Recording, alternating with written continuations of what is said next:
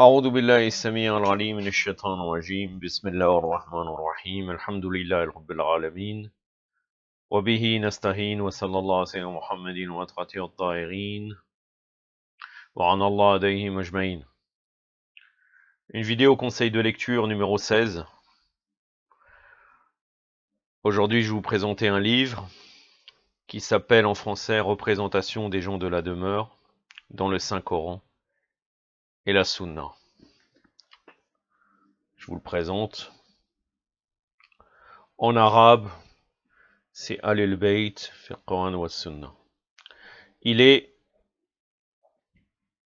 en français et en arabe. Donc sur les côtés, il y a l'écriture arabe, une page sur deux. Un très beau papier. Le papier est très beau. Franchement, c'est une très belle édition qui est très rare puisqu'en fin de compte, malheureusement, en français, on a rarement ce type de livre avec une aussi bonne qualité, une belle couverture, un beau papier.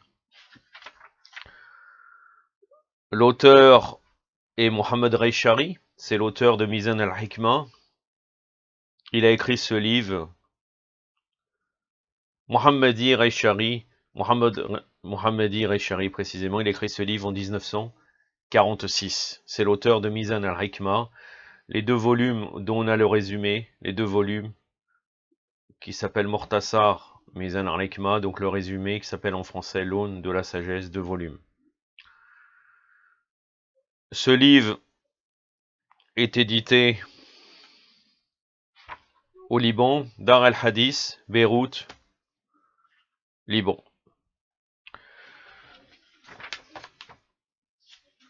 Il est compilé par Abdullah Massoudi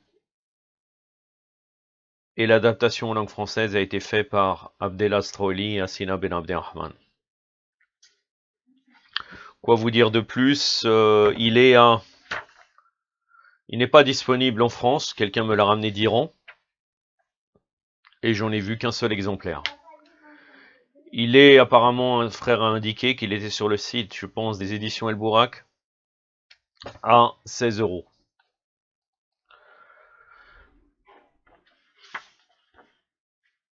Donc il y a 16 $, pardon. Donc c'est un bon investissement, il y a 531 pages.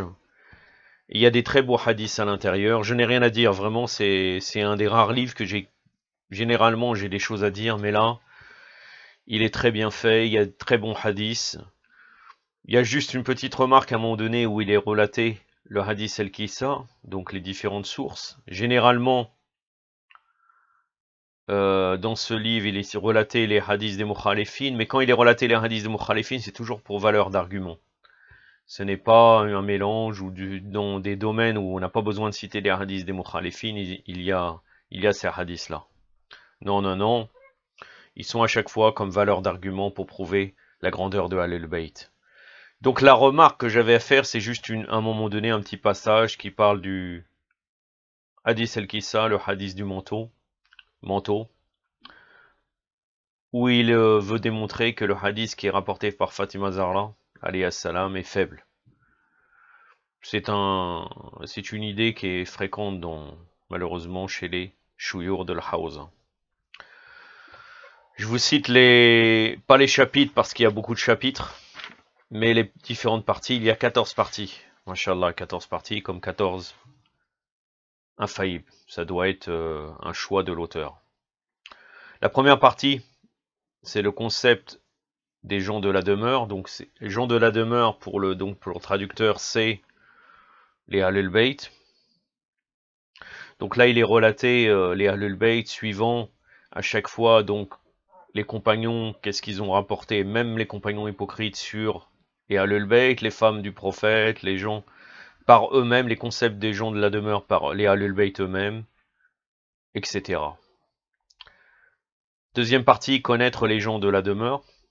Troisième partie, les particularités des gens de la demeure. Quatrième partie, la science détenue par les gens de la demeure.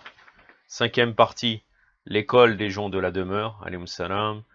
Sixième partie, conduite morale des gens de la demeure. Septième partie, les recommandations des gens de la demeure. Là, c'est très très bien, vraiment. Il y a des textes totalement inédits en français. avec vraiment des passages très importants même pour notre croyance. La 8e partie, les droits des gens de la demeure. 9e partie, la preuve d'affection envers les gens de la demeure. 10e partie, l'animosité manifestée à l'égard des gens de la demeure. 11e partie, persécution des gens de la demeure. 12e partie, le gouvernement des gens de la demeure. 13e partie, extrémisme au sujet des gens de la demeure. 14e partie, ceux qui sont attachés aux gens de la demeure et ceux qui ne le sont pas. Voilà, un très bon investissement, j'ai rien à dire de plus. Essayez de vous le procurer, vraiment, vous n'allez pas regretter. Mashallah, mashallah. نكتفي بهذا القدر وصلى الله على سيدنا محمد وأطهار الطاهرين والسلام عليكم ورحمة الله